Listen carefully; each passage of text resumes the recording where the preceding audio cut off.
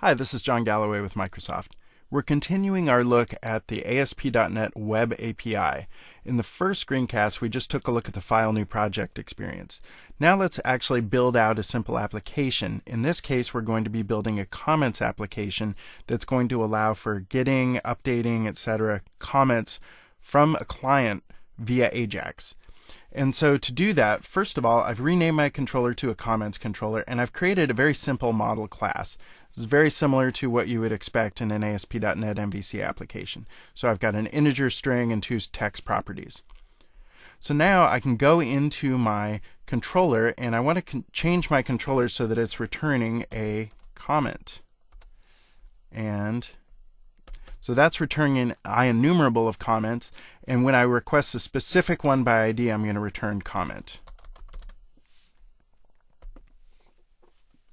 Now, similar to ASP.NET MVC, it's a good practice not to put a bunch of data access and persistence logic in your controller. You want to abstract that somewhere. So in my case, I'm going to be using a simple repository.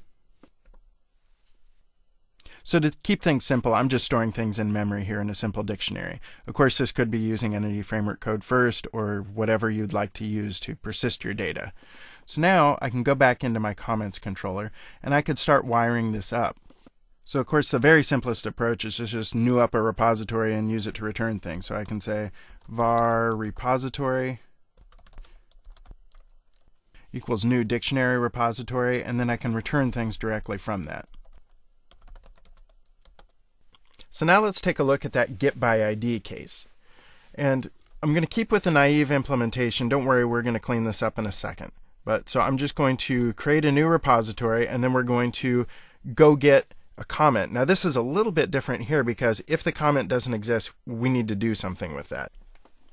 So you can see I'm calling into the repository. If I get a comment back, that's great, I'll return it. If I don't, I'm actually going to throw an exception.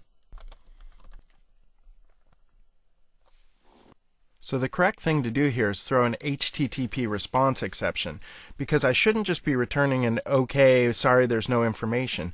Since we're embracing HTTP here, the correct response when you request something and it's not there is to return an HTTP 404 not found.